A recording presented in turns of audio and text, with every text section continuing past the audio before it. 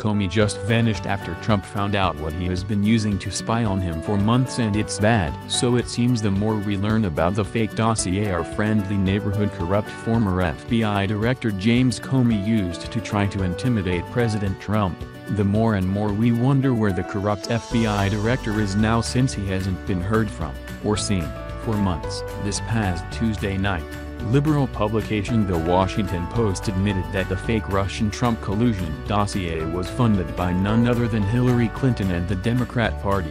Both Clinton and the DNC paid for the Fusion GPS dossier alleging Russian ties to the Trump campaign and a whole bunch of fake personal smears aimed at the president, which were so outlandish that they have all quickly been proven to be a 100% total and complete fabrication. TheGetawayPundit.com then went on to report that Obama and Comey's FBI used the debunked Trump dossier, which alleged Russian ties to the president's campaign associates, to convince a judge to grant them a FISA warrant, allowing them to secretly monitor the Trump campaign.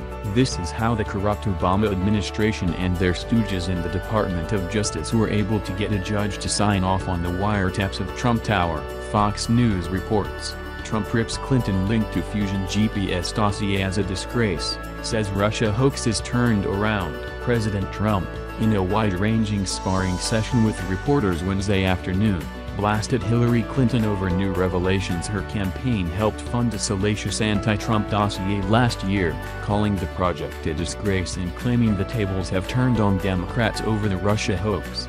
They're embarrassed by it, but I think it's a disgrace, Trump told reporters, before heading to Texas for a briefing on Hurricane Harvey recovery efforts and a Republican fundraiser. It's a very sad commentary on politics in this country. In the midst of a court case that threatened to reveal the dossier's funding, it emerged Tuesday night that political consulting firm Fusion GPS was retained last year by Mark E. Elias, an attorney representing the Democratic National Committee in the Clinton campaign.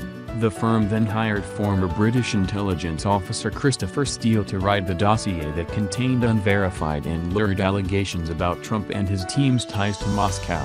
The Washington Post first reported on the connections, which were confirmed by Fox News. Trump, though, repeatedly said Wednesday that this information only came out because the court case would have revealed it. Amid a series of Russia-related controversies that have Democrats, at least for now, on defense, Trump suggested the allegations of Russia collusion with his campaign have boomeranged and are hurting Democrats. The whole Russia thing, this was the Democrats coming up with an excuse for losing the election, Trump told reporters. They lost it, and they lost it very badly, and they didn't know what to say, so they made up the whole Russia hoax. Trump added, now it's turning out that the hoax is turned around, and you look at what's happened with Russia and the uranium deal and the fake dossier, and it's all turned around.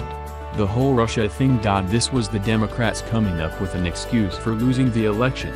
President Donald Trump was referring not only to the dossier but the Obama administration's 2010 approval of a Canadian mining company's sale to a Russian firm that gave them partial control of U.S. uranium reserves. Sources, however, told the Post that neither the Clinton campaign nor the DNC specifically directed Steele's work, labeling the intelligence officer simply as a Fusion GPS subcontractor. The Democratic National Committee, meanwhile, stressed that the current leadership was not involved in the arrangement. Tom Perez and the new leadership of the DNC were not involved in any decision-making regarding Fusion GPS, nor were they aware that Perkins Coie was working with the organization, DNC Communications Director Zasha Hinojosa said in a statement. But let's be clear, there is a serious federal investigation into the Trump campaign's ties to Russia, and the American public deserves to know what happened.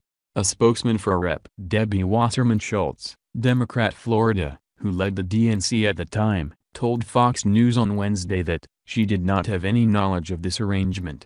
A spokesman for Rep. Debbie Wasserman Schultz, Democrat Florida, told Fox News that the former DNC chair did not have any knowledge of this arrangement with Fusion GPS, or funding the now infamous Trump dossier. AP. What exactly Hillary Clinton knew is unclear. But Clinton campaign spokesman Brian Fallon said in a statement that, I personally wasn't aware of this during the campaign. However, he said, if I had gotten handed it last fall, I would have had no problem passing it along and urging reporters to look into it. The Washington Post report noted that while Elias and his law firm retained Fusion GPS in April 2016, the firm's research before that was funded by an unknown Republican client during the GOP primary. Asked Wednesday if he knows who that was, Trump teased the media. "I think I would know, but I won't say," he said. "I have one name in mind. It will probably be revealed." During his Q&A with reporters on the White House lawn, the president pivoted to a range of other subjects, including Republican unity as compared with Democratic unity. "I'll tell you what, honestly, the Republicans are very, very well united," Trump said, while claiming there's hatred, division and animosity between Democrats like Bernie Sanders and Hillary Clinton. The president covered immigration, tax reform and opiate abuse. Trump told reporters he would love to do a DACA deal, but he needed something very substantial to complete legislation helping so-called dreamers,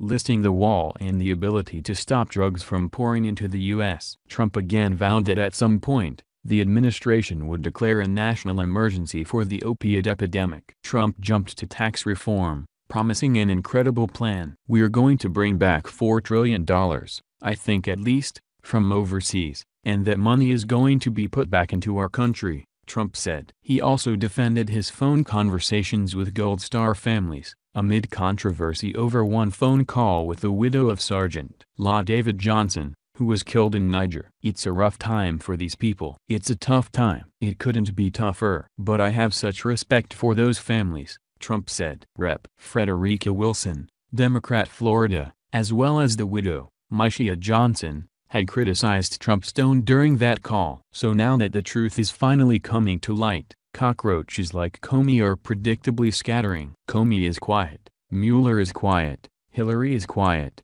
McCain is quiet, and even former President Barack Hussein Obama is quiet. And I very much doubt they will be having much to say in the coming weeks as we learn more and more about who bought and paid for the fake dossier. Wouldn't it be great if all these 5 characters were able to share a cell in a state penitentiary?